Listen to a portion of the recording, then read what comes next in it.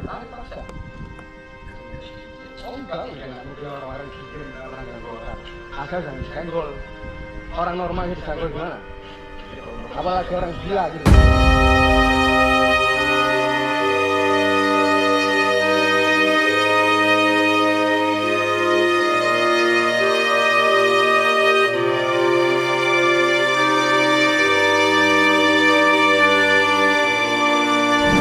Nggak ada orang kayak gini tuh ya, orang stres loh mas.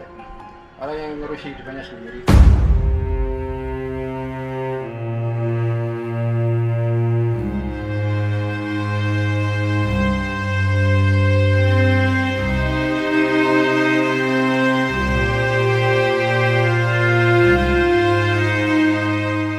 Datang jangan rombongan mas, kalau rombongan orangnya defensif. Satu orang minta izin baik-baik, saya itu nggak ngelarang, saya minta izin sama yang orangnya. Nah, warga di sini masa suka aja ada banyak gerombolan kayak gini. Kampungnya masih gerombolan terus kayak gini masuk. Ya tergantung mas, kalau tujuannya baik. Tergantung. Enggak, kalau tujuannya baik apa? Kalau tujuannya baik itu satu orang mas.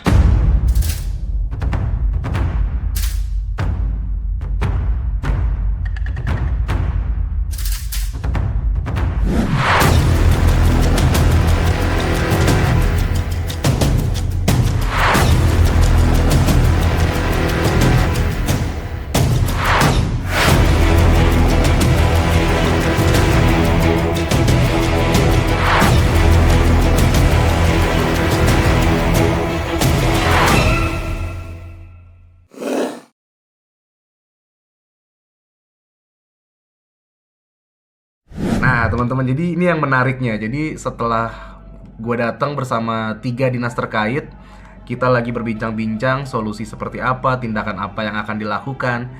Tiba-tiba ada salah satu warga yang rumahnya agak jauh dari rumah Pak Budi, dia di ujung sekali. Tiba-tiba dia datang menegur kembali untuk kedua kalinya. Gue dan teman-teman ditegur. Bahkan yang kedua kali ini beliau negor langsung di depan dinas tiga dinas terkait lah, 3 dinas terkait yang ada di situ ya, yaitu ada Satpol PP, ada Lipinsos, juga ada kelurahan yang mana menyaksikan beliau menegur kita semua di situ. Tegurannya seperti apa? Ini gue mau tunjukin ke kalian. Menurut kalian seperti apa ya? Gue puterin. Ini wow. By the way, spoiler juga ya teman-teman. Jadi bukan gue yang menyamperin orang ini, bukan gue yang datangin orang ini, tapi memang orang ini yang datang ke kita semua ketika kita lagi berdiskusi untuk tindakan seperti apa yang mau kita ambil untuk langkah selanjutnya dalam membantu Pak Budi. Yaitu fokus kita semua adalah gimana caranya kesehatan Pak Budi dan juga mungkin rumahnya Pak Budi kita bisa rapikan, kita bisa bantu bersihin. Itu fokusnya sebenarnya. Dan tiba-tiba orang ini datang lagi untuk kedua kalinya. Kita lihat.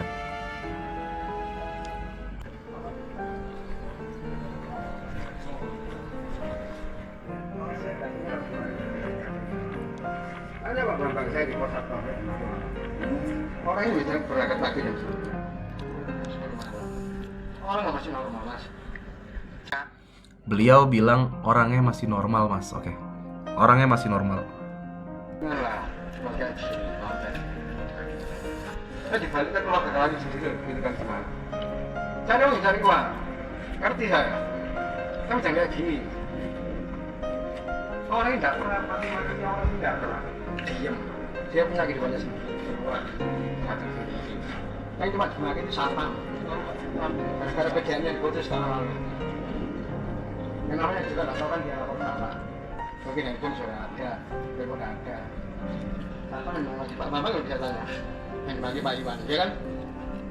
Kembali saya tanya, kenapa lagi? Sampai juga, kenapa? Apa? Ya kenapa? Kerjanya diputus. Ya kenapa? Ya waktu sini.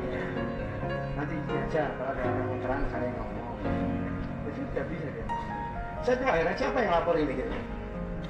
Kalau yang kemarin hari saya lihat videonya mas saya, kan ada anaknya yang minta bersih rumahnya orang tuanya. Ya itu oke. Dia bahas soal video gua tentang kemarin di Sidoarjo soal Ibu Yoshiko. Dia bilang itu anaknya yang lapor ke gue. Padahal enggak. Padahal gue dapet info itu justru dari teman-teman yang nonton video gue. Jadi gue dapat laporan ada kisah Angel dan Ibu Yoshiko, dan gue lihat, makanya gue yang mulai duluan DM ke Angel. Jadi bukan Angel yang minta tolong ke gue, tapi gue yang dapat info dari netizen gitu. Itu satu. Kalau yang kapan hari saya lihat videonya masnya ya, kan ada anaknya yang minta bersih rumahnya orang tua. Jadi oke, ini loh, orang nggak mau diganti. Walaupun dia dibersihkan cuma mau depannya aja, dia nggak mau. Dan menurut beliau Pak Budi itu nggak mau dibantu. Ini loh, dia nggak mau dibantu. Kalaupun mau dibantu ya depannya aja. Tanah soalnya Pak. Sudah sama Pak RT dulu sudah. Ya sudah Bu, saya bersihkan samping kiri, samping kanan, sama depan. Ya oke. Kalau enggak nggak mau saya bawa panas. Kalau Pak RT yang mau Pak RT. Nah sekarang bos kan lagi di Jakarta. Kasihan orang lama sudah sumber gitu di sini Pak. Kalau nggak mau jangan mata orang ya, maksudnya mau biar mata orang ya. Kalau sudah sumber. Kalau begini, kemarin 2 hari nggak pulang. Tanya Pak Bambang. Saya itu malam. Beliau bilang nanti gila beneran loh. Ini agak bingung sih, agak bingung sampai dia bilang nanti gila beneran loh. Maksudnya gimana? Kan kita nggak ada yang ganggu, toh kita tujuannya baik, kita mau bantu Pak Budi. Lalu beliau juga bilang Pak Budi nggak pulang 2 hari. Faktanya 2 hari berturut-turut kita datang ketemu terus sama Pak Budi. Dari hari Sabtu, dari hari Jumat. Hari Jumat pertama kali saya datang. Dan kami datang itu baru 2 kali berkunjung, yaitu di hari Jumat dan di hari Minggu. Dan di hari Jumat itu Pak Budinya ada di rumah, dan di hari Minggu juga Pak Budinya ada. Jadi kalau dia bilang 2 hari Pak Budi nggak pulang karena kita, gimana ceritanya? Kita aja datang baru 2 kali. Dan setiap kali kita datang di hari Jumat Pak Budinya ada, dan di hari Minggu Pak Budinya ada. Oke. Dan datang lagi tadi barusan hari Senin. Hari Senin tadi pagi Pak Budinya juga ada. Jadi kalau misalkan dia bilang Pak Budi 2 hari nggak pulang, ya mungkin sebelum kami datang. Dan itu bukan karena kami berarti. Kita lanjut dengerin lagi. Sampai besok pagi belum pulang. Paginya didatangi kelurahan yang dia marah-marah sama Pak Iwan. Itu personal. Pak Iwan sama Pak Budi itu ada personal, saya nggak tahu. Dia cuma mama gitu aja, lainnya nggak ada. Wah, ada sebelah sana loh. Nggak ada ngomong sama Pak Budi. Tapi rumah ini dilempar lagi Pak. Hah? Rumah yang depan. Dia pasti bermasalah. Nggak ada orang kayak gini tuh ya, orang stres ya Mas. Orang yang ngurusi hidupnya sendiri.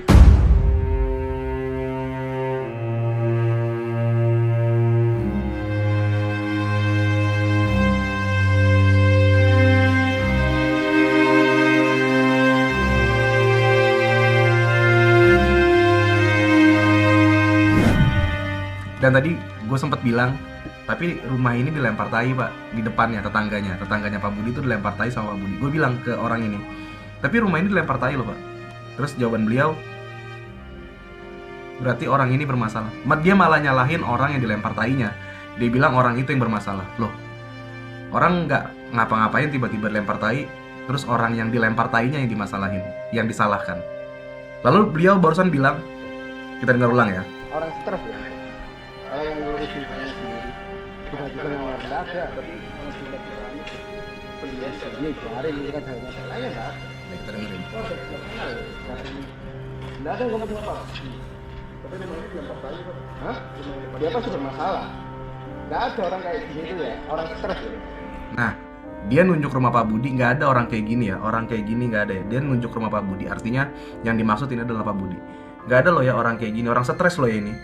Padahal di awal dia bilang Pak Budi orang normal, tiba-tiba dia bilang lagi Pak Budi orang stres.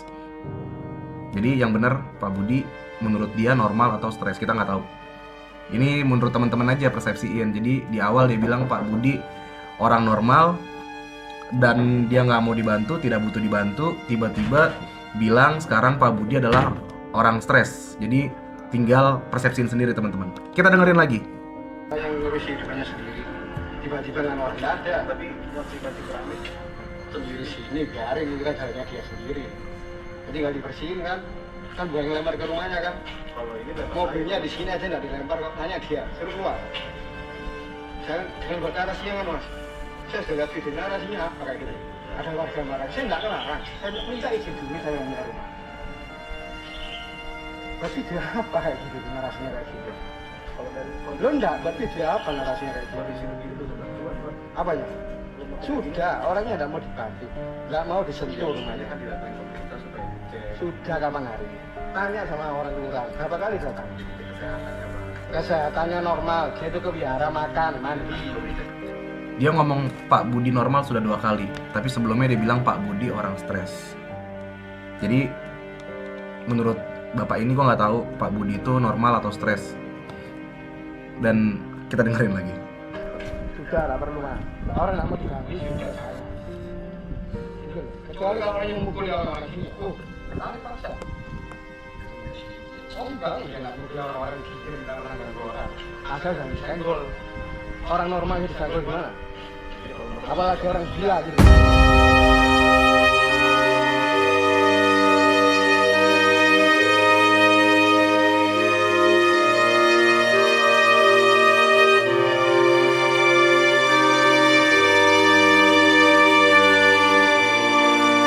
Nih berkali-kali deh, kita dengerin lagi nih.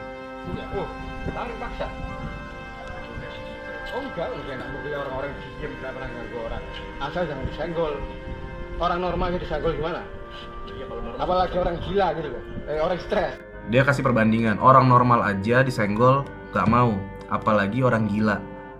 Apalagi orang stres, itu yang dia ucapkan. Berarti kan sebenarnya beliau juga sadar kalau Pak Budi itu sebenarnya butuh mental health juga sebenarnya kan. Jadi gue nggak tahu nih maksudnya dia sebenarnya nganggap Pak Budi ini normal, gila atau stres. Jadi sudah ada berapa tuh? Normal, gila, stres. Jadi ada 3 menurut dia. Kita dengerin lagi coba. Sorry. Orang gila apalagi? Orang gila apalagi. Berarti kan beliau menganggap Pak Budi bisa dikatakan ODGJ mungkin dianggapnya. Karena tadi barusan dia bilang sendiri orang gila apalagi. Kita dengerin lagi. Indikasi Pak. Apanya? Tahu nggak sih kenapa stresnya? Kenapa? Hah? Kenapa? Tahu nggak kenapa dia stresnya berarti? Oke. Dan dia di sini kasih reason kenapa Pak Budi stres. Istrinya meninggal.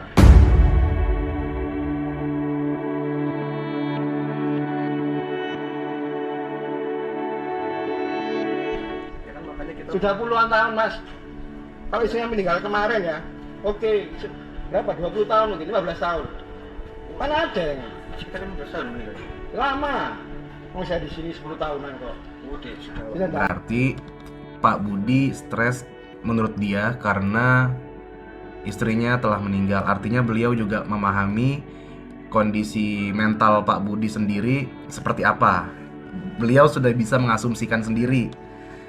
Oke, berarti sebenarnya omongan dia yang bilang Pak Budi itu normal seperti orang-orang lainnya dalam tanda kutip soal mentalnya, berarti sudah terbantahkan omongan dia sendiri sama omongannya sendiri yang di awal dan di sekarang nih barusan dia ngomong. Oke, kita dengerin lagi. Itu tidak ada mas. Ya mungkin sekarang gambarnya orang saya sama kita kan lain. Mungkin dia tidak membersihkan rumahnya supaya memori istrinya itu ada. Mungkin di matanya dia itu rumah itu seperti dia dulu. Kalau kita kan rusuk. Kalau naruh ke posisi kita gampang, naruh ke posisi orangnya. Sama orangnya nggak ganggu ya sudah. Kalau cuma ngelempar saya ke sini, ngelemparin wajar lah. Dan beliau bilang selama orang yang nggak ganggu janganlah dibantu, mungkin dalam artian ini. Lalu pertama ini harus dibantah dulu, dia bilang orang yang nggak mengganggu, pertama orang lempar tai itu sudah mengganggu. Kedua juga mungkin security yang sedang berpatroli juga berkali-kali dimarahin, nggak cuma Pak Iwan, Pak Bambang juga ngerasain sendiri. Menurut security juga pasti itu terganggu juga, yang mana mereka harus berpatroli tapi dijegat di depan rumahnya Pak Budi oleh Pak Budi dan dimarah-marahin. Videonya ada. Ini kalian nonton dulu di video sebelumnya, itu ada videonya Pak Budi marah-marah ke security. Dan soal banting keramik juga di situ Pak Budi banting keramiknya agak ke tengah jalan sebenarnya, bukan di halaman rumah Pak Budi sendiri. Oke, dan kita dengerin lagi lanjutannya.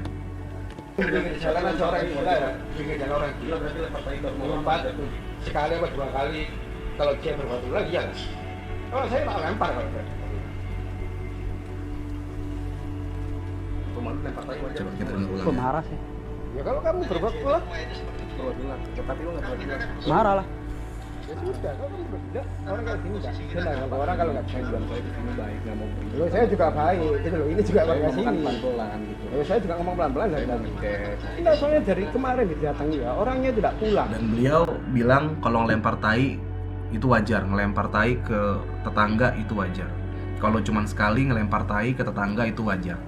Dan di sini gue bantah. Jadi gue perbandingkan ke temen gue itu Bang Bewok. Bang Bewok kalau rumahnya dilempar tai sama orang, kira-kira marah nggak? Kira-kira seneng nggak gitu kan? Kira-kira wajar nggak? Dan di sini juga Bang Bewok bilang kok, ya pasti marah. Siapapun yang rumahnya dilempar tai pasti marah. Buat teman-teman kalau di sini yang nonton rumahnya dilempar tai sama tetangganya, kira-kira kalian wajarin atau kalian akan marah juga? Oke, komen di kolom komentar. Sambil dengerin lagi videonya. Pinggir jalan aja orang gila ya, pinggir jalan orang gila berarti lempar tai ke lompat sekali atau dua kali, kalau dia berbuat ulah iya kan? Kalau saya tak lempar kalau saya. Dan di sini tanggapan beliau selalu menyalahkan orang tetangganya yang dilempar. Ya kalau dia berbuat ulah ya wajar lah. Sedangkan menurut pengakuan orang yang dilempar tai pun beliau tidak bermasalah sama Pak Budi, tidak ada masalah. Gitu. Kita lanjutin lagi. Rumah lu lempar tai wajar. Mau nggak? Kok marah sih? Ya kalau kamu berbuat ulah, Berbuat ulah. Tapi lu nggak berbuat ulah. Marah lah. ya sudah. Kalau kamu berbuat orang kayak gini kan? Orang kalau nggak bisa jual Saya di sini baik, nggak mau beli. Loh, saya juga baik, gitu loh. Ini juga Saya warga ngomong kan sini. pelan-pelan gitu. Loh, saya juga ngomong pelan-pelan Saya dari tadi. ngecek. Enggak, soalnya dari kemarin didatangi ya, orangnya tidak pulang. Tadi pagi ada sepedanya. Loh ya tadi pagi mas, minggu. Ya saya ngomong pelan-pelan Pak. Bukan minggu sini enggak, jangan Tujuan bilang. saya baik sih. Ini udah mulai ngegas guys. Jadi gue tuh ngomongnya pelan banget. Maksudnya gue juga kaget ya. Gue tujuannya kesini baik kok. Dan gue nggak ngerugiin beliau gitu loh. Gue datang nggak minta makan, nggak minta minum ke beliau, tidak minta uang, dan tidak berantakin rumah beliau. Bahkan pun di depan rumah Pak Budi tidak ada sampah yang kita tinggalkan. Jadi gue di sini posisinya kaget ya, tiba-tiba datang mulai ngegas, agak bingung sebenarnya. Ini mulai ngegas nih. Ya saya juga baik. Iya, tujuan saya baik. Ya saya juga baik Berarti ngasih tujuannya. makan tiap hari Pak. Siapa? Bapak. Dia ke wihara makan, pulang selalu bersih. Tanya Pak Bang, Bang. Nah di sini gue tanya, ya kan karena dia udah saking ngegasnya, makanya gue tanya di sini. Bapak yang kasih makan Pak Budi, ya kan? Lalu beliau jawab, loh Pak Budi makannya ke vihara, berarti kan yang ngasih makan vihara. Maksud gue gini loh, gimana ya kalau beliau saudaranya, lalu apa mungkin beliau tetangganya dan beliau yang memperhatikan gitu setiap hari kondisi Pak Budi, beliau yang kasih makan, beliau yang bayarin listriknya Pak Budi, beliau yang apalah bantuin Pak Budi keseharian, oke lah, gue juga ngerti di situ kalau beliau ngerasa beliau inilah yang memang mengurus Pak Budi. Tapi kan soal makan aja Pak Budi nggak dikasih sama beliau. Maksud gue kalau ada orang lain yang mau bantuin, kenapa harus kayak digas gitu sih? Maksudnya gue baik nih tujuannya gitu loh. Kok digas? Gue bingung di sini posisinya. Serius, kalian bisa lihat ini muka gue di sini bengong karena baru kali ini gue bikin konten sosial. Ketika gue bantu salah satu warga itu yang udah ya, gue bantu nggak cuma 1-2 orang yang ada di portofolio konten ini, konten gue. Kalian bisa scroll ke bawah. Ini pertama kalinya ketika gue bantu seseorang di pemukiman, lalu ada salah satu warganya yang bener-bener nggak terima kalau kita mau bantuin warganya. Ini untuk kali pertama, karena sebelum-sebelumnya semuanya tuh bener-bener bersinergi dari RT RW, kelurahan, kecamatan, bahkan sempat ada juga dimana vlog gua itu sampai Bu Risma turun tangan, sampai Bu Risma pun appreciate kegiatan teman-teman gue ketika bergerak di bidang sosial. Ya memang dikontenin, tapi memang kontennya ini kan berimbas baik gitu loh, berefek baik untuk orang yang kita kontenin. Itu sih poinnya. Jadi bener-bener bingung. Kita dengerin lagi. Pak Bambang, silakan Pak Bambang, sini Pak Bambang. Pak Budi kalau pulang rapi enggak? Pak Budi kalau pulang rapi enggak? Oh, rapi, bersih. Dia kan mau dicek kesehatan mental ya Pak. Sudah dari kapan hari enggak perlu mas? Ya. Orang minta makan keluar masih mandi, ini masih benar. Kalau masalah rumah itu rumahnya dia mau dia apain? Tapi nggak boleh dibantu, nggak usah dibantu ya Pak. Tidak usah sudah orang yang Nah, di sini gua tanya. Saya bilang, temui orang. Gua tanya di sini. Jadi dia bilang, "Iya rumahnya rumah dia." Ya bener emang rumahnya Pak Budi, ya kan? Terus dia bilang rumah dia mau diapain juga terserah. Rumah dia. Iya memang rumahnya Pak Budi. Justru itu kita datangnya ke rumah Pak Budi, bukan ke rumah Bapak. Kan gitu ya. Kita datangnya ke rumah Pak Budi, kita semua juga nungguin Pak Budi, bukan nungguin Bapak. Cuman kan kita lagi nungguin Pak Budi, Bapak yang datang nih. Bapak yang ngelarang nih kita untuk bantu. Jadi kalau Bapak bilang, "Saya nggak ngelarang." Lah ini Bapak sendiri loh yang ngomong barusan bilang larang. Nih, dengerin ya. Ya. Orang minta makan keluar masih mandi, ini masih benar. Kalau masalah rumah itu rumahnya dia mau dia apain? Tapi nggak boleh dibantu, nggak usah dibantu ya Pak. Tidak usah sudah orang yang nggak mau. Di situ gua tanya, jadi kita nggak usah bantu nih Pak? Ya nggak usah lah orang yang nggak mau. Lah kan kita aja belum ketemu sama Pak Budinya. Kan kita juga masih mau nanya sama Pak Budinya, Bapak. Jadi Bapak ini tiba-tiba datang, tiba-tiba ngelarang kita, tiba-tiba dia seakan menjadi Pak Budinya, seakan dia menjadi saudaranya. Atau bahkan menjadi anaknya Pak Budi yang dia berhak untuk melarang kita bantu Pak Budi. Padahal di sini gua sama teman-teman yang lain dan pemerintah setempat itu niatnya baik kok. Kita mau cek kondisinya Pak Budi. Toh juga kalau Pak Budinya sehat walafiat secara fisik maupun mental, dan Pak Budi pun bilang saya nggak usah dibantu nggak apa-apa, kita juga nggak bakal maksa kok, beneran. Jadi kenapa kencang banget gitu ya ngelarang kita untuk ngebantu Pak Budi itu kenapa sih? Kenapa sampai sekencang itu? Maksudnya ada apa sih?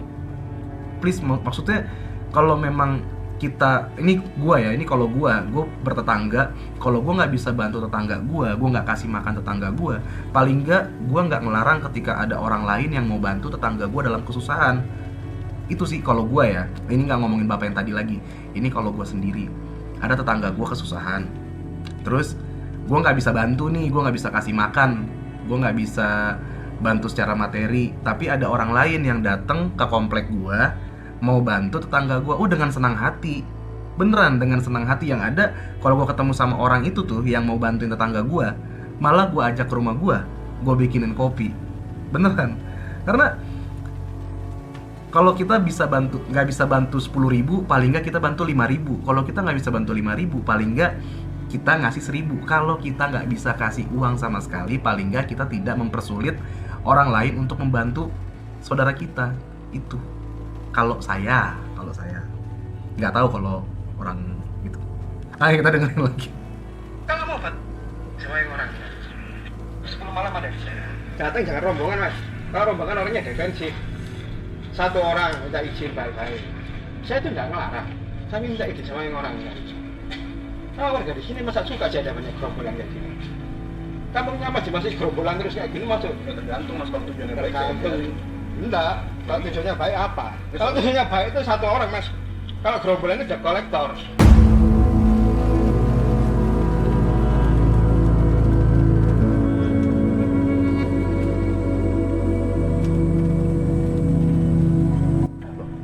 Udah kolektor kalau berani ya, bener sih satu. Dan di sini dia bilang kalau tujuan saya baik, saya jangan rame-rame. Maksudnya jangan sama pemerintahan.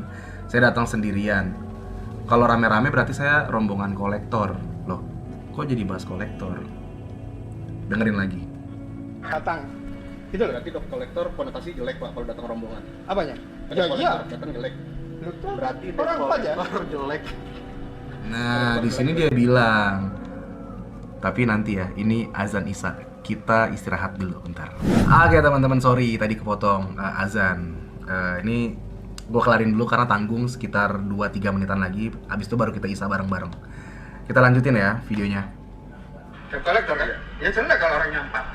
Datang ke satu orang, ya kan? Orang tahu kan satu orang selesai kan?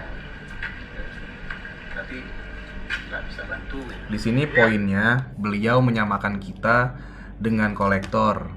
Tapi bukan, kalau gue sih senang-senang aja disamain sama pekerjaan apapun. Karena menurut gue pekerjaan apapun ya, selama itu dia bekerja dan menghasilkan uang untuk keluarga, menurut gue itu keren banget. Karena memang harga diri laki-laki adalah pekerjaan. Tapi di sini konotasinya seakan-akan jelek. Jadi makanya gue tanya, berarti debt collector kerjanya jelek. Di sini beliau negesin banget. Iya, kalau iya debt collector kan.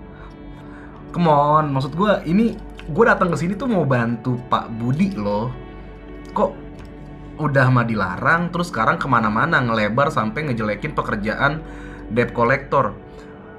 Bro, di luar sana tuh banyak banget yang jadi debt collector dan itu halal, ya kan? Mungkin memang ada beberapa, udahlah ini lucu banget sih, maksudnya jadi kemana-mana jadi bahas-bahas debt collector yang menurut dia jadi konotasinya tuh jelek kalau bekerja sebagai debt collector. Mungkin jadi kayak begitu gue berpikir, karena dia sendiri yang bilang pas gue tanya, debt collector berarti jelek konotasinya. Iya, debt collector kan? Iya. Ayo lanjut lagi lah.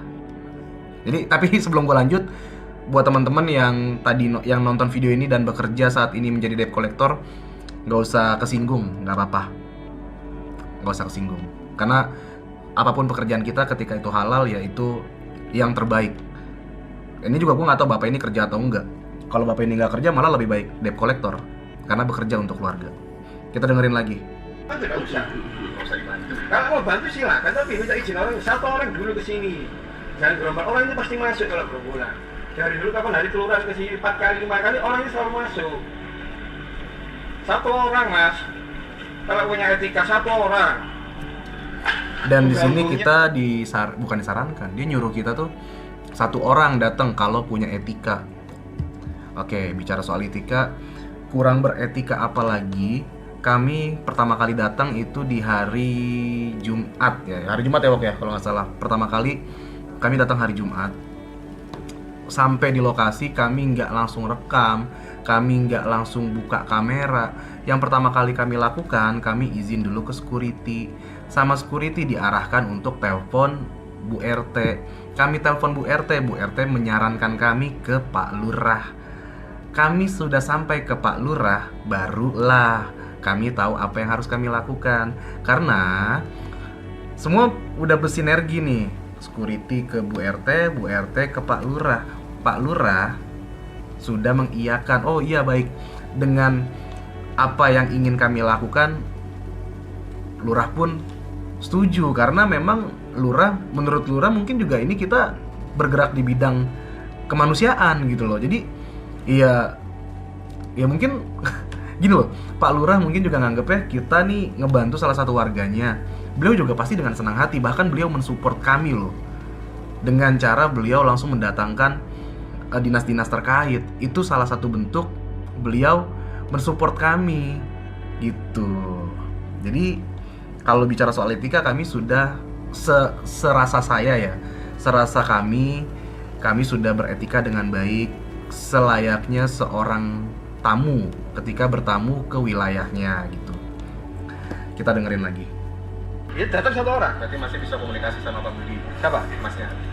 Saya nggak perlu komunikasi dia deh. Berapa kali kelurahan Iya, datang. maksudnya kalau misalkan PJP bisa, itu datang. ya, maksudnya gini mas, kalau masih bisa ngomong baik-baik, diomongin baik-baik, mau dibantu dibersihin bagian Ya depannya. nanti kalau saya ketemu. Tapi kalau saya di sini enggak. Kalau saya ketemu Pak Budi saya bilang ngomongin baik-baik, tadi kan buat kesehatan. apanya? Buat kesehatan dia juga. Ya memang gitu. Tapi kalau orangnya nggak mau, nggak usah dipaksa. Pasti sederhana gitu. Orang punya kehidupan masing-masing sebenarnya ini. Nggak perlu sesuai kita. Jadi di sini gue coba berusaha juga ngobrol sama beliau dengan selembut mungkin, sehalus mungkin. Karena menurut gue juga gue nggak punya masalah sama nih orang. Gue nggak punya nggak punya masalah lah intinya sama nih orang. Kenal aja enggak, tiba-tiba ngajak berdebat. Dan menurut beliau Pak Budi tuh intinya nggak butuh lah dibantu, nggak butuh untuk dicek kesehatannya. Jadi itu kita dengerin lagi. Apa yang baik-baik kita semua itu baik-baik dia. Coba mas bersihin ya kemarin. Tanggap aja dia kena gangguan jiwa. Cari kemana? Tahun mati ya.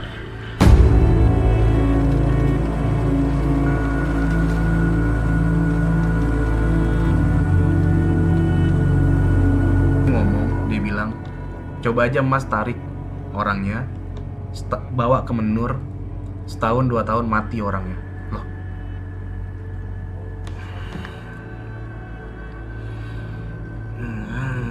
Malah disumpahin orangnya mati. Aduh.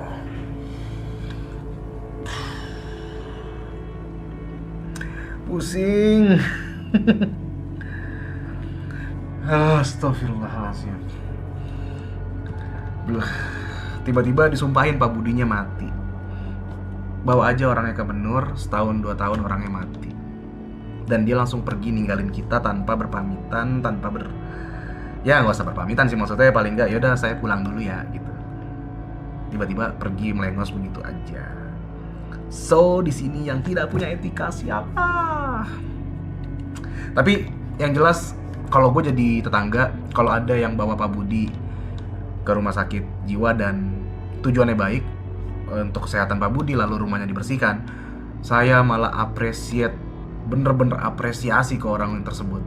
Karena saya sebagai tetangganya Pak Budi tidak bisa melakukan banyak, tapi orang lain bisa melakukan jauh lebih banyak untuk kesehatan Pak Budi. Saya dengan senang hati mengucapkan terima kasih malah.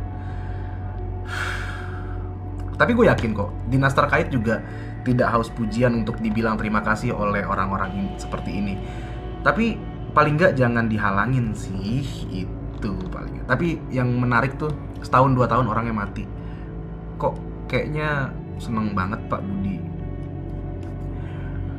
Tapi maksudnya jangan disumpahin loh, didoain yang baik-baik, karena kan omongan adalah doa. Takutnya juga balik ke diri kita sendiri gitu takutnya. Yaudah, ini dengerin lagi. Dijamin juga setahun 2 tahun bisa jadi, Pak. Jamin aja. Sampai saya putus syukuran, sekarang itu. Nah, di sini gue bilang, karena dia bilang bawa ke menur, setahun 2 tahun orangnya mati. Di sini gue juga bantah. Loh, kalau didiemin aja malah setahun 2 tahun juga bisa aja terjadi. Gue gituin kan. Karena kalau di rumah itu beliau tidak bisa dicek kesehatannya, tidak terawat mungkin. Berbeda ketika dibawa ke rumah sakit. Kalau rumah sakit kan tentu ada perawatan gitu loh.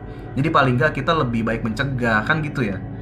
Tapi di sini beliau jawab lagi, dia bilang diamin aja. 70 tahun lagi juga saya masih hidup dan orangnya bakal baik-baik aja. Come on, kita nggak ada yang tahu 5 menit ke depan hidup kita seperti apa. Jadi please banget jangan takabur. Apalagi 70 tahun tuh lama banget. 5 menit, bahkan 1 menit aja kita nggak tahu loh, tiba-tiba kita bisa meninggal. Oh masih ada, kita dengerin lagi.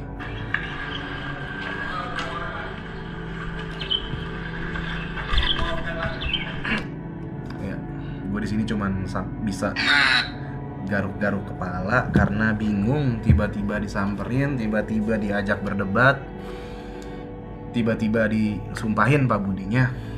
Gak tahu itu menurut kalian disumpahin atau prediksi. Tapi apapun itu, kalimat tersebut menurut gue tidak pantas diucapkan. Karena pertama dia mendahulukan Tuhan, yang mana hidup dan mati hanya Tuhan yang tahu.